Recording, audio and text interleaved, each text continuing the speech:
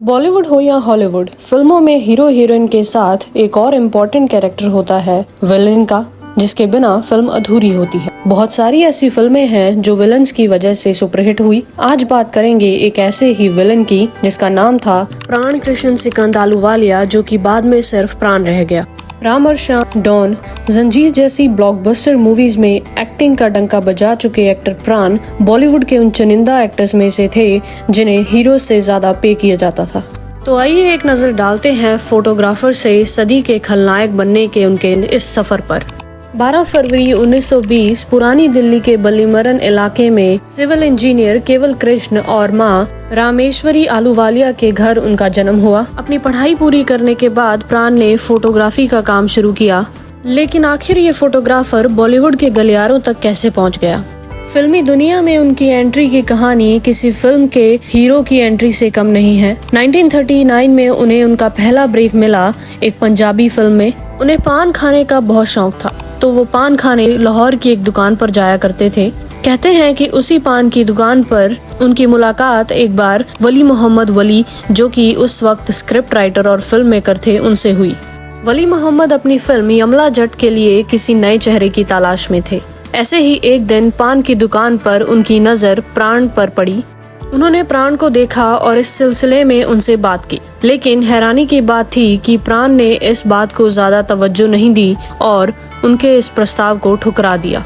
लेकिन शायद उनकी किस्मत को कुछ और ही मंजूर था, जिसके चलते अगले शनिवार प्लाजा सिनेमा में उनकी मुलाकात फिर से हुई वली मोहम्मद से। वली मोहम्मद ने उन्हें अपने साथ फिल्म में काम करने के लिए मना तो लिया, लेकिन उन्हें भरोसा नहीं था कि वो आएंगे कि नहीं, जिसके चलते उन्होंने उनका एड्रेस नोट किया और अगले दिन अपनी गाड़ी लेकर खुद उन्हें उनके घर से पिक करने चले गए। प्राण सिकंद ने फिल्म की कहानी सुनने और फोटो सेशन के बाद फिल्म साइन की। 1940 में फिल्म रिलीज हुई और हिट भी हुई, और कुछ इस तरह से शुरुआत हुई बॉलीवुड के बैडमैन बनने की। 1942 में नूरजहां के साथ फिल्म खानदान से उन्होंने बॉलीवुड में डेब्यू किया। 18 अप्रैल 1945 शुक्ला सिकंद से उनकी शादी हुई। उनके 3 बच्चे हुए, अरविंद, सुनील और पिंकी। 1947 आते आते वो 22 फिल्मों में अपनी एक्टिंग का जौहर दिखा चुके थे।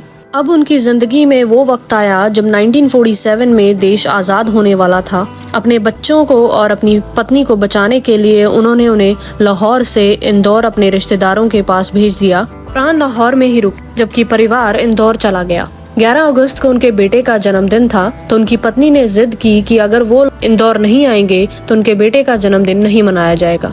अपनी पत्नी की जिद के चलते उन्हें इंदौर आना पड़ा, लेकिन अगले ही दिन लाहौर में दंगों की खबर उन तक पहुंची। अब वो लाहौर वापस नहीं जा सकते थे।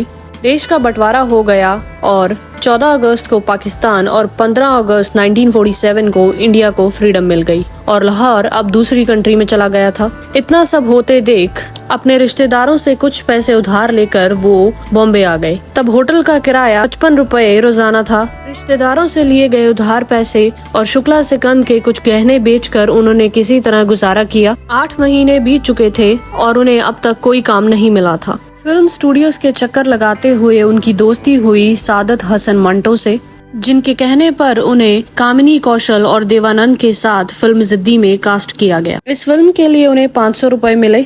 इसके बाद तो वो आगे बढ़ते गए और राम और श्याम, अमर अकबर एंथनी, उपकार, जॉनी मेरा नाम, डॉन, एक के बाद एक हिट फिल्म्स में काम किया। फिल्मों में दौर बदलता गया और हर नए दौर के साथ एक नए हीरो की एंट्री होती चली गई, लेकिन जब भी विलन की बात होती तो सबसे पहली चॉइस प्राण ही होते। फिल्मी पर्दे पर उनके द्वारा निभाए गए रोल्स का खौफ इतना ज्यादा था कि 50 और 60 के दशक में माँ बाप अपने बच्चों का नाम तक प्राण रखने से डरते थे। उन्हें लगता था कि कहीं बड़ा होकर उनका बच्चा भी प्राण की तरह बदमाश न बन जाए। अपने करियर के शुरुआती सालों में उन्होंने काम किया उस वक्त के लीड एक्टर्स दिलीप कुमार, देवानंद और राज कपूर के साथ। फिल्म आजाद, देवदास, चोरी चोरी, जिस देश में गंगा बहती है जैसी हिट फिल्मों में। लेकिन पर्दे पर उनका जो खौफ था, असल जिंदगी में वो बिल्कुल उसके ऑपोजिट थे। फिल्म जंजीर के लिए प्रकाश मेहरा के आगे अमिताभ बच्चन के नाम की सिफारिश प्राण ने ही की थी और ये फिल्म अमिताभ बच्चन के लिए उनके करियर का माइलस्टोन साबित हुई थी। अपने दोस्त के लिए उन्होंने जंजीर में शेर खान का कैरेक्टर प्ले किया और इसके बाद इस जोड़ी ने डॉन, अमर अकबर एंथनी, मजबूर, नसीब और कालिया जैसी बहुत सारी फिल्में साथ में की।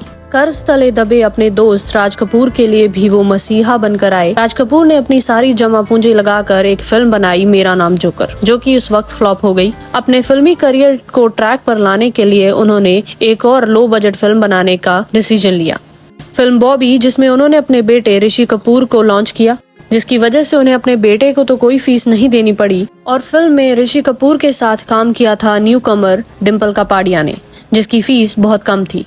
अपनी फिल्म में एक रोल का ऑफर लेकर वो पहुंचे अपने जिगरी दोस्त प्राण के पास और उन्हें अपनी मजबूरी के बारे में बताते हुए कहा कि वो उनकी फीस तो अफोर्ड नहीं कर सकते, लेकिन उनकी फिल्म में काम करने का डिसीजन वो प्राण पर छोड़ते हैं। अपने दोस्त को कर्जे से निकालने के लिए शगुन का 1 रुपया फीस के तौर पर लेकर फिल्म में काम करने के लिए हाँ कर दी। उन्होंने फिल्म बॉबी में ऋषि कपूर के फादर रामनाथ का रोल किया था। ये फिल्म सुपरहिट रही और फिल्म ने उस वक्त 11 करोड़ की कमाई की, जिसके चलते खुश होकर राज कपूर ने प्राण के घर 1 लाख रुपए का चेक भेजा।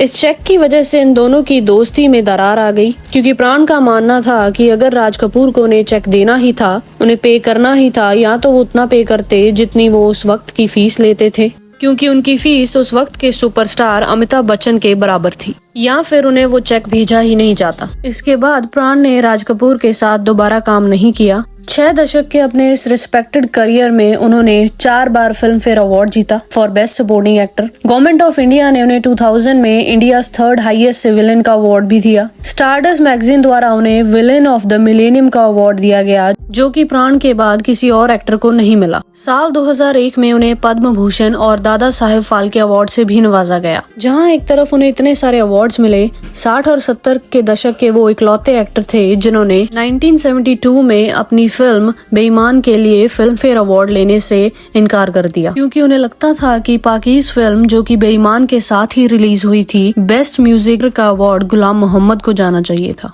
जहां एक तरफ देवानंद को उनके स्टाइल, राज कपूर को उनके happy go lucky man nature के लिए जाना जाता है, वहीं प्राण को उनके इंटेंस रोल्स के लिए याद किया जाता है। सदी के इस खलनायक ने 93 साल की उम्र में 2013 में इस दुनिया को अलविदा कह दिया। लेकिन बॉलीवुड के एवरग्रीन एक्ट्रेस की जब भी बात होगी, प्राण का नाम हमेशा ही लिया जाएगा।